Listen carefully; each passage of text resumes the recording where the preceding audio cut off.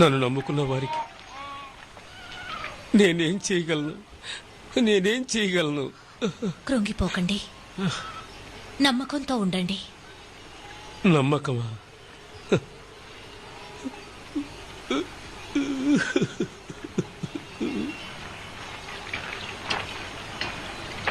నీళ్లున్న పచ్చికను తప్పక చూస్తాం. ఆ రెండు ఉన్న ప్రదేశం ఎంతో దూరంలో లేదు. వాసన ద్రవ్యాలను తీసుకెళ్లేటప్పుడు నేను కూడా ఒకసారి ఈ మార్గంలో ప్రయాణించాను. ఎక్కడికి? వాసన ద్రవ్యాల? ఈజిప్టుకి. నైలు నది ప్రవహించే సారవంతమైన ప్రదేశానికి. మనం కూడా అటువైపు వెళ్తున్నట్టున్నాం. అది అంత సులభం కాదు. ఈజిప్టును పరిపాలించే రాజు చాలా భయంకరమైన వాడు. అనుమానపు మొగుడిలా అతను దేశాన్ని పరిపాలిస్తున్నాడు.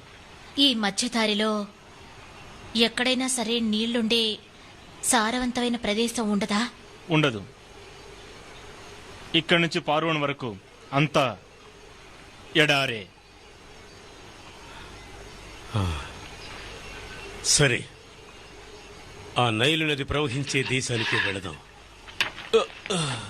మనం బయలుదేరదాం. రండి.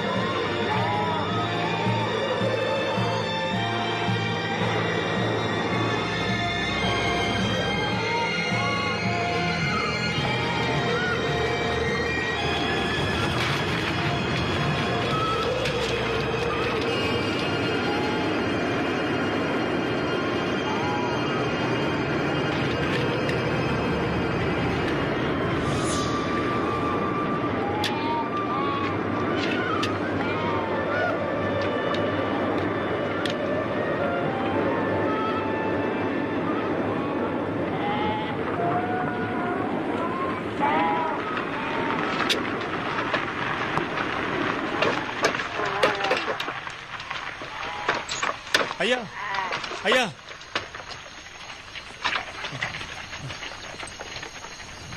ఇప్పుడే నేను ఒక విషయాన్ని తెలుసుకున్నాను. ఆ ఫారో రాజుకు అందమైన అమ్మాయిలంటే ఎంతో మోజట.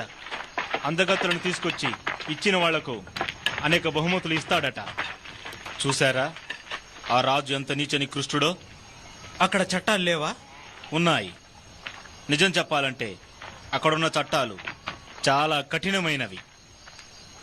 ఒకరి భార్యను ఒకరు అపహరించడం అక్కడ చాలా పెద్ద నేరం. అయితే చట్టాలను అతిక్రమించడానికి ఒక దొడ్డిదారి కనిపెట్టాడు.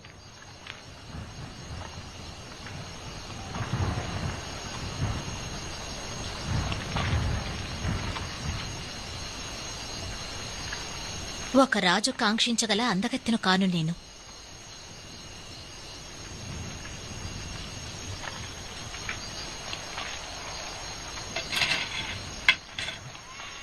ఎవరు నువ్వు?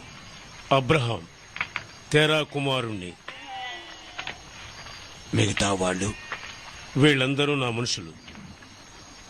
వీళ్ళందరి గురించి కాస్త వివరంగా చెప్తావా? చెప్పగలను.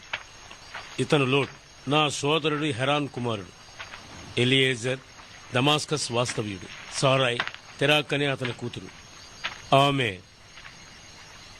నా చెల్లెలు. చాలు చాలు చాలు. మొత్తం ఎంతమంది? రమారమి 53 మంది. ఈజిప్టుకి ఎందుకు వచ్చారు? ఇక్కడ కొంతకాలం బస చేసి మా మందను మేపి వ్యాపారం చేయడానికి. ఏంటి వ్యాపారమా? మేం కంబళ్ళు తయారు చేస్తాం, తోళ్లను పనులు చేస్తాం, లోపల వేసుకునే ఉడుపులు నేసి అమ్ముతాం. మీరు ఆలస్యంగా వచ్చారు. ఆలస్యంగానా? అవును. ఇప్పటికే ఈజిప్టు దేశ దిమ్మర్లు మందులు వేసే పెంటల వల్ల దేశమంతా చాలా కంపు కొట్టిపోతోంది. పెంట కొప్పుతో నిండిపోయింది. అందుకే అనుమతి లేదు. అనుమతి లేదా? అవును.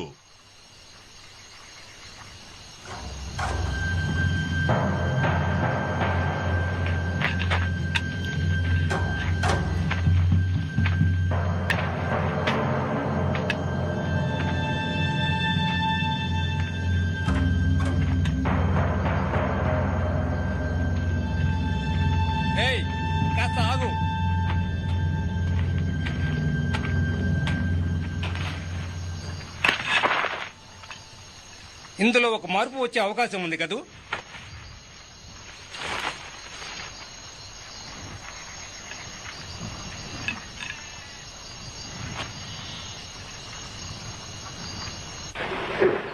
వ్యాపారస్తుల దగ్గర నుంచి దొంగలించిన నేరానికి గాను ఫారో గారి చట్ట ప్రకారం తీర్పు ఇవ్వబడింది. వాళ్ళ చేతులు నరికేయండి. అయ్యి మమ్మల్ని వదలండి, మాకేం తెలియదు, మమ్మల్ని వదిలేయండి, మమ్మల్ని.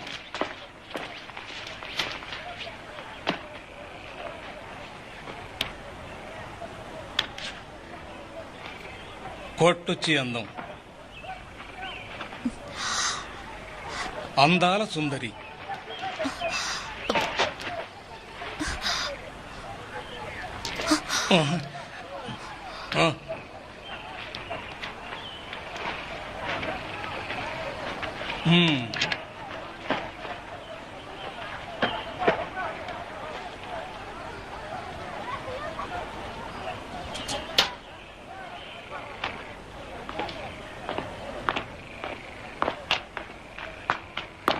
ఆ తరువాత నువ్వు ఆమె సోదరివి అవునా? మీ వాళ్ళు గొర్రెల కాపర్లు అవునా? అద్భుతం. మీకు లెక్కకు మించిన గొర్రెలు, పశువులు, బర్రెలు, ఎద్దులు, ఎద్దుబండ్లు, భోజన సదుపాయాలతో పాటు గుడారాలు, మందల మేసే నీళ్లున్న పచ్చిక బయళ్లు మీకు ఇవ్వబడతాయి. ఈజిప్టు చట్టాలకు మీరు బద్ధులుగా ఉండాలి. పన్నులు సక్రమంగా కట్టాలి. ఈజిప్టు దేవుళ్ళని పూజించాలి. మీ చెల్లెలు ఈనాటి నుంచి రాజుగారి సొత్తు. ఇది వాస్తవానికి విరుద్ధమైన బహుమానం అని నాకు తెలుసు. కానీ మీరు తత్తరపడుతున్నారు కదూ?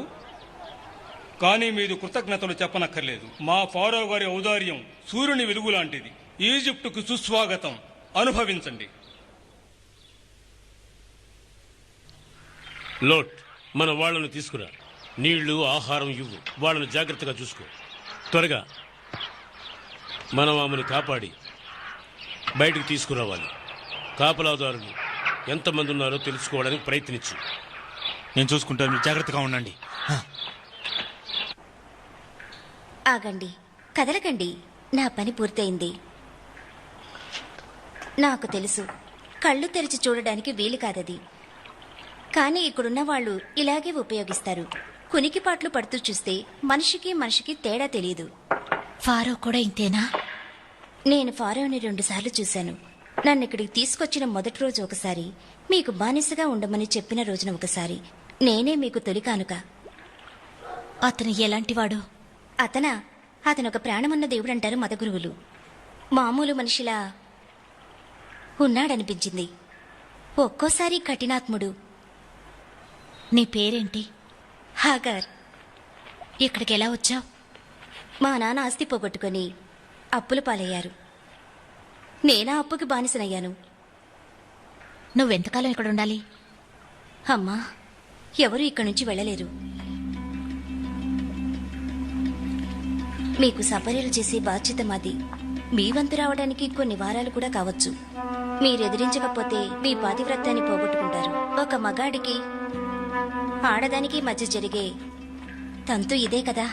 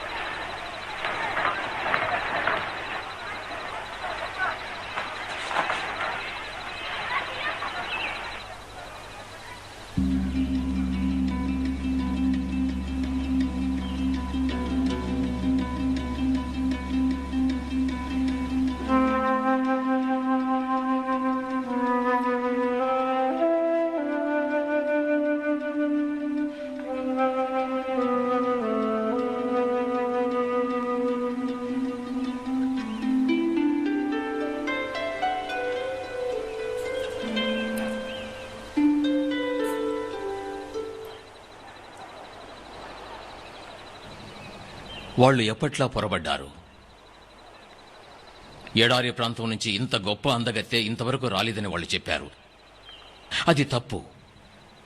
ఈ భూప్రపంచంలో నీలాంటి అందాల సుందరి ఎక్కడా ఉండదనేది నిజం. రా, ఇలా రా.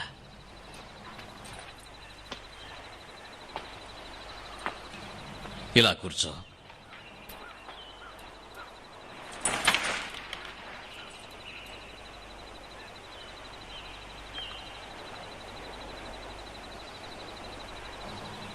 ఏమిటి ఆలోచిస్తున్నావు?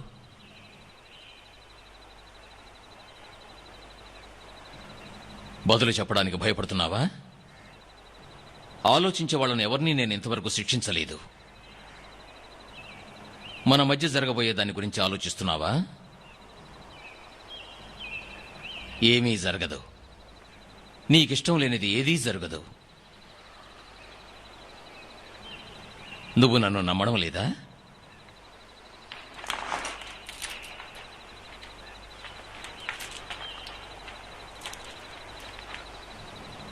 నువ్వు చాలా అందంగా ఉన్నావు. కానీ నా చుట్టూ అందాల భామలు చాలా మంది ఉన్నారు. అనుభవించే అధికారం నాకుంది. కానీ అధికారంతో అనుభవించి అనుభవించి విసిగి వేసారిపోయాను.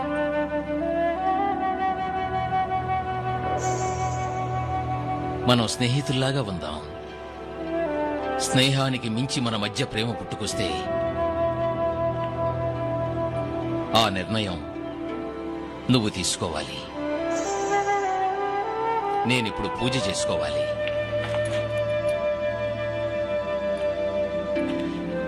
ప్రాణాలతో ఉన్న దేవుణ్ణి నేను. సమయం వచ్చినప్పుడు నా స్వర్గలోక సోదరుల సలహా నేను తప్పకుండా తీసుకుంటాను.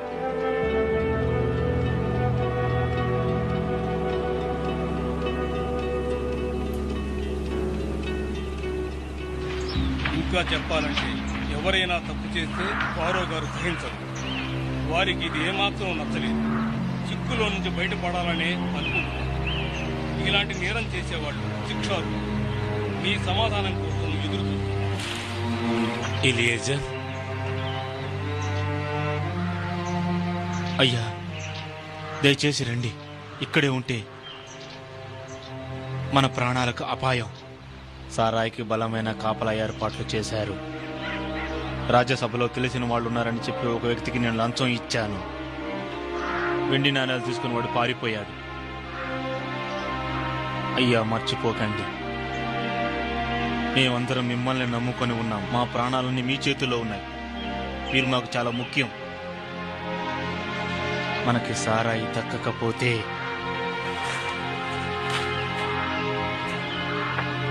మనం తన కోసం బాధపడుతున్నాం. కానీ క్లిష్ట పరిస్థితిని గురించి కాస్త తీవ్రంగా ఆలోచించండి. తనకు జీవించే దేవుడిని చెప్పుకునే ఫారో ఒక కిరాతకుడుగా మారిపోయాడు. సారాయి నాకే సొంతం. తనెప్పటికీ నాది. నాది మాత్రమే. దేవుడి కంటే తెలివైన వాడివని నువ్వు అనుకుంటున్నావు. నా మనసు దేవుడికి తెలుసు, బాగా తెలుసు. తను లేకుండా నేను బతకడం కంటే ఖచ్చితంగా చావడమే మేలు. వెళ్ళు, నన్ను ఏకాంతంగా వదిలి వెళ్ళు. వెళ్ళమని చెప్తున్నాగా.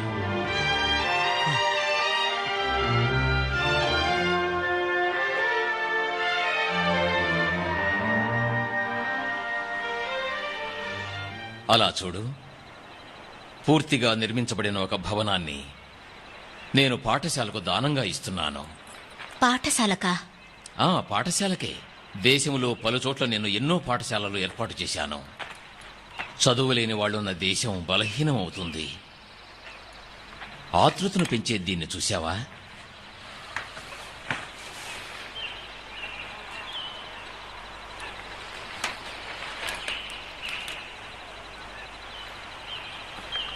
ఏంటది? అదొక కొండలా ఉందే. కొండంత ఎత్తు మాత్రమే కాదు, విశాలమైంది కూడా. దేనికోసం? కాలాన్ని కట్టుదిట్టం చేయడానికి. నీటి ప్రవాహానికి అడ్డుకట్ట వేసి వంతెన నిర్మించినట్టు ఈ పిరమిడ్. లోపల ఒక గది ఉంటుంది. అందులో ఉన్నవి ఎప్పటికీ మార్పు చెందవు. కాలం మారినా అందులో ఉన్నవి ఏదీ మారదు, ఎప్పటికీ మారనే మారదు. అలాంటి స్థలం అది. అక్కడే నేను శాశ్వతంగా జీవిస్తాను. శవపేటికలోనా? అవును, ఏదో ఒక నాటికి జరగబోయేదానికి నేనిప్పుడే నిర్మించుకున్న స్థలం అది. ఇలా దగ్గరకొచ్చి కూర్చో.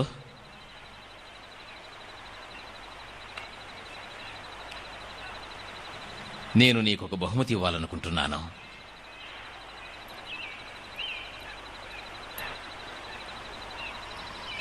అంత పెద్ద కోరికలు నాకు లేవు. ఏం కావాలో కోరుకో. చెప్పు. నువ్వు అడిగింది ఇస్తాను. ఏది కావాలన్నా సరే. ఏది కావాలన్నా ఇస్తారా? నేనివ్వగలిగింది అయితే ఇస్తాను. నేను నా వాళ్ళని చూడాలి, నా సోదరుణ్ణి. నేను మా వాళ్ళ దగ్గరికి వెళ్ళాలి.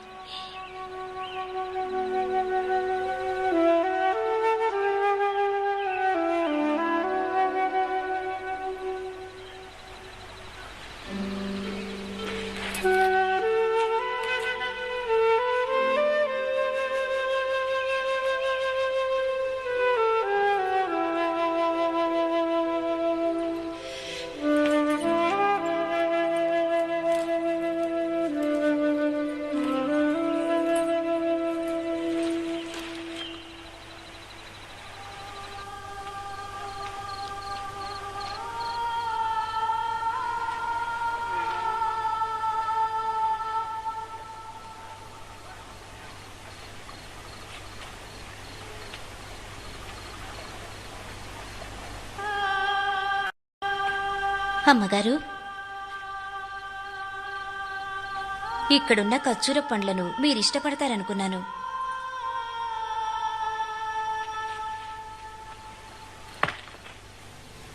బాధ పెట్టేనా? లేదు.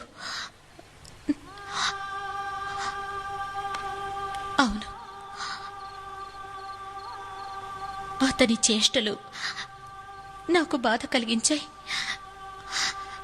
నా హృదయాన్ని చీల్చి చెండాడాలని అతను ఎంతో ప్రయత్నిస్తున్నాడు. అతను మిమ్మల్ని బెదిరించాడా? లేదు, దయతో చూస్తున్నాడు. మీ దగ్గర ప్రవర్తించినట్టు అతను ఎవరి దగ్గర ప్రవర్తించలేదు. మీ వాళ్ళను కూడా బాగా చూసుకుంటున్నాడు. అందుకు నేను కృతజ్ఞతలు అర్పిస్తున్నాను. కానీ జరుగుతున్న సంఘటనలు బట్టి చూస్తే నా మీద నాకే అసహ్యం వేస్తోంది. నేను అతన్ని ఎదిరించి ధైర్యంగా తిరగబడగలను. కానీ పారోకి కోపం వచ్చి నా వాళ్ళకి హాని తలపెడతాడేమోనని తలుచుకుంటే భయం వేస్తోంది. ఎప్పుడైనా ఎవరైనా ఒక అమ్మాయి తప్పించుకు వెళ్ళడమా? లేదు, ప్రయత్నించి వాళ్ళు ఓడిపోయారు.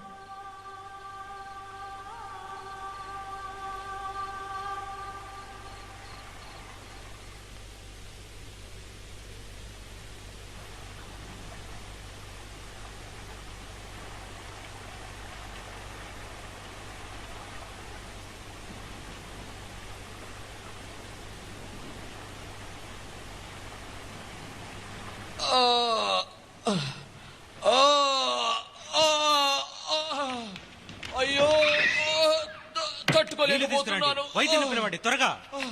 త్వరగా, మంటలు. ఏదైనా కలగన్నారా ప్రభు?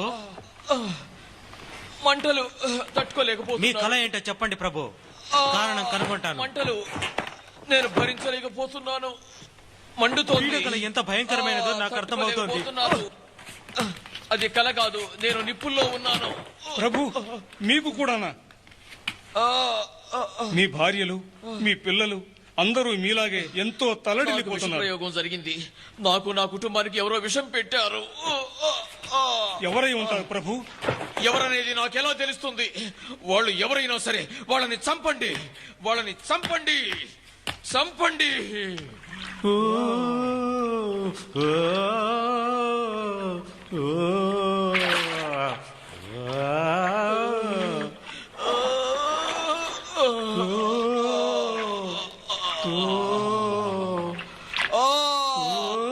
మండుతోంది మండుతోంది మండుతోంది. మీరందరూ చేతగాని మూర్ఖులు. మా చేతనైంది మేము చేస్తూనే ఉన్నాం ప్రభు. నన్ను బయటకు తీసుకెళ్ళండి, నన్ను బయటకు తీసుకెళ్ళండి. ఇది జరిగింది ఏమిటంటే ప్రభు, ఒక దైవశక్తి మనం ఎరగనిది దైవశాపమే దీనికంతటికి కారణం. శాపవా? ఏమిటి శాపం? మనం ఎరుగని ఆ దేవుడు ఎవరు? ఒకే ఒక దేవుడిని నేనే. ప్రభు, ఒక ముఖ్యమైన విషయం. ఈ జాడ్యం మన ప్రజల్లో కూడా వ్యాపిస్తోంది. అందరూ భయభ్రాంతులవుతున్నారు. మన వైద్యులకు ఏం చేయాలో అర్థం కావడం లేదు. ప్రభు, దేశదిమ్మరులతో పాటు ఒక విదేశీ దేవుడు మన దేశంలోకి ప్రవేశించినట్టున్నాడు. బహుశా ఆ ఎడారి దేశదిమ్మరుల దేవుడు అయి ఉండొచ్చు. ఎడారి దేశది మరులా? వాళ్ళు సారాయికి సంబంధించిన వాళ్ళ? అవును ప్రభు, మనకు అందిన సమాచారాన్ని బట్టి ఈ దేశదిమ్మరుల దేవుని గురించి తెలిసింది. సారా అనే పేరున్న అమ్మాయి ఈ దేవుడి సంరక్షణలో ఉన్నట్టు అనిపిస్తోంది. దేశదిమ్మరుల నాయకుడిని బంధించాం.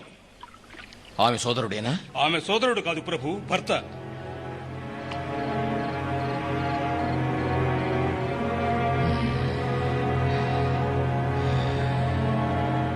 వాళ్ళని శిక్షించాలి. ఆడవాళ్ళని, మగవాళ్ళని, పిల్లలతో సహా ఆ దేశదిమ్మరుల గుంపును నిర్దాక్షిణ్యంగా చంపి పారేయండి. వెంటనే వాణ్ణి ఇక్కడికి తీసుకురండి, లోపలికి తీసుకురండి. అలాగే.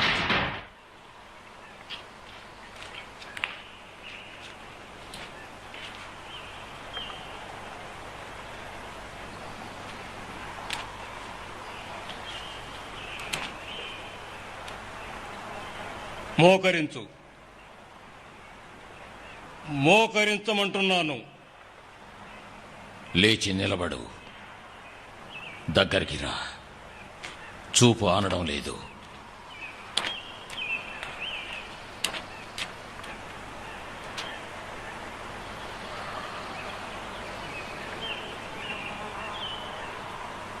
నువ్వేం చేశావో చూశావా? నాకు, నా కుటుంబ సభ్యులకు నువ్వు ఎంత కీడుదల పెట్టావో చూశావా? నేను చెయ్యని తప్పుకి ఏదో ఒక దేవుణ్ణి అడ్డు పెట్టుకుని నువ్వు నాపై పగ సాధించావు. ఎందుకు? ఆమె నీ సోదరిని ఎందుకు అబద్ధం చెప్పావు? ఎందుకు? ఎందుకు? నేను అబద్ధం ఆడాను, కానీ ఒకణ్ణి చంపి అతని భార్యను అపహరించడం నా దేవుడి దృష్టిలో అబద్ధం చెప్పడం కంటే మహాపరాధం. ఏమిటి? ఏమన్నావు? ఎవరు ఆ విచిత్రమైన దేవుడు? అంతటి శక్తిగల ఆ దేవుడు ఎవరు? చెప్పు. విచిత్రమైన దేవుడు, అవును, సర్వశక్తి గలవాడు. నాతో ఆ దేవుడు మాట్లాడాడు. అతడు నీతో మాట్లాడా? అవును. ఎలా? మమ్మల్ని ఇక్కడికి రమ్మని దారి చూపించింది ఆ దయగల దేవుడే. ఈజిప్ట్కి రప్పించింది ఆ దేవుడేనా? ఎందుకు? ఎందుకో నాకు తెలియదు. దేనికోసమో ఆ దేవుడికే తెలియాలి. ఏమిటి? ఏమి చెప్పావు? ఆయనకి తెలుసా? అప్పుడు నీకు తెలియదు కదూ. అది నీ ఊహ, నువ్వే ఊహించుకున్నావు. ఆ దేవుడు ఎలాంటి వాడు? నువ్వు చెప్పిన ఈ అబద్ధం వల్ల నేను, నా కుటుంబ సభ్యులు, నా ప్రజలు బాధపడాలా? ఈ శాపాన్ని ఉపసంహరించుకోలేడా? ఎవరు నువ్వు? నా పేరు అబ్రాం, ఒక గొర్రెల కాపరిని. ఓ, గొర్రెల కాపరివా? సారా ఎక్కడుంది? నీ భార్య నాకు సొంతం. ఆమె నా కుటుంబ సభ్యురాలు. మీ దేవుడు ఆమెను నా దగ్గరికి పంపించాడు. నేను ఖచ్చితంగా చెప్పలేని విషయాలు చాలా ఉన్నాయి, కానీ మా దేవుడు ఆమెను మీకు ఇచ్చాడన్నది మాత్రం పచ్చి బూటకం. ఆమెను చూడండి, ఆమెకి ఎలాంటి కీడు జరగలేదు, అవునా? నీకు మేలు చేసే వాళ్ళకి మేలు చేస్తాను, కీడు చేసే వాళ్ళని శపిస్తాను అని నా దేవుడు నాకు చెప్పాడు. చూడండి ఆమెను.